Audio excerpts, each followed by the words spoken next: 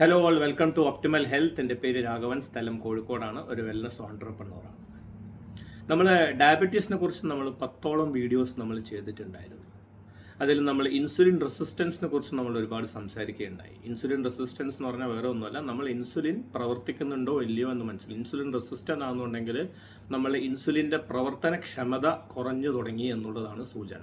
അപ്പോൾ നമ്മൾ കഴിക്കുന്ന ആഹാര പദാർത്ഥങ്ങൾ എന്തുമാത്രം ഫാസ്റ്റായിട്ട് എനർജി ആയിട്ട് കൺവേർട്ട് ചെയ്യും, നമ്മളെ മെറ്റബോളിക് റേറ്റ് ഏറ്റവും കൂടുതൽ മനസ്സിലാക്കാൻ പറ്റാവുന്ന ഒരു ബ്ലഡ് ടെസ്റ്റിനെ കുറിച്ച് നമ്മൾ സംസാരിക്കുകയുണ്ടായി. ഫാസ്റ്റിംഗ് ഇൻസുലിൻ എന്ന് പറയും. ഫാസ്റ്റിംഗ് ഇൻസുലിൻ നമ്മൾ പരിശോധിച്ച് നോക്കിയാൽ നമ്മൾ ഇൻസുലിൻ്റെ പ്രവർത്തനക്ഷമത, ഇൻസുലിൻ എന്തുമാത്രം നന്നായിട്ട് ഫങ്ഷൻ ചെയ്യുന്നു എന്ന് മനസ്സിലാക്കാൻ പറ്റാവുന്ന ഒരു ടെസ്റ്റാണ്. മെറ്റബോളിസത്തെ മനസ്സിലാക്കാൻ പറ്റാവുന്ന ഒരു ബ്ലഡ് ടെസ്റ്റ് കൂടിയാണിത്. അതിന് വളരെ സിമ്പിൾ ആയിട്ടുള്ള ഒരു ബ്ലഡ് ടെസ്റ്റ് കൂടെ ഉണ്ട്. നമ്മളെല്ലാവരും ലിപിഡ് പ്രൊഫൈൽ നമ്മൾ പരിശോധിക്കുന്നുണ്ടാവും, ശരിയല്ലേ? അതിൽ LDL ഉണ്ടാവും, HDL ഉണ്ടാവും, ട്രൈഗ്ലിസറൈഡ് ഒക്കെ ഉണ്ടാവും. വളരെ സിമ്പിളായിട്ടുള്ള ഒരു കാൽക്കുലേഷൻ, നിങ്ങൾ ഇൻസുലിൻ റെസിസ്റ്റൻ്റ് ആണോ എന്ന് മനസ്സിലാക്കാൻ പറ്റാവുന്ന വളരെ സിമ്പിളായിട്ടുള്ള ഒരു കാൽക്കുലേഷനാണ്. നിങ്ങൾ ട്രൈഗ്ലിസറൈഡ് ലെവൽ എടുക്കുക, നിങ്ങളെ HDL ഗുഡ് കൊളസ്ട്രോൾ ലെവൽ എടുക്കുക. ട്രൈഗ്ലിസറൈഡ് നിങ്ങൾ 100 ആണെന്ന് വിചാരിക്കുക.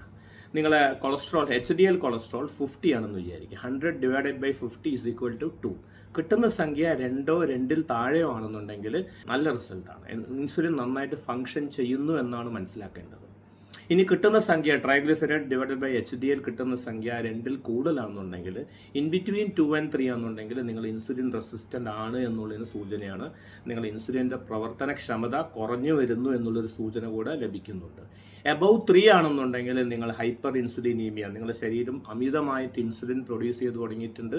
അത് പ്രീ ഡയബറ്റീസിലേക്ക് എത്തിക്കുന്നുണ്ടാവും. പിന്നീട് വളരെ പെട്ടെന്ന് തന്നെ നിങ്ങളൊരു പ്രമേഹ രോഗിയാവാനുള്ള സാധ്യതയുണ്ട് എന്നുള്ളൊരു സൂചന കൂടിയാണ്.